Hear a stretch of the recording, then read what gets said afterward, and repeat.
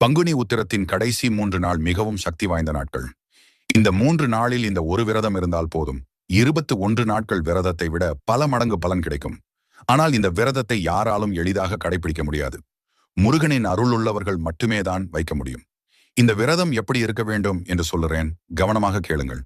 உங்களுக்கு முருகப்பெருமானை பிடிக்கும் என்றால் ஓம் முருகா என்று சொல்லி இந்த வீடியோவை உங்கள் குடும்பத்திற்கு ஷேர் செய்து சப்ஸ்கிரைப் செய்து கொள்ளுங்கள்.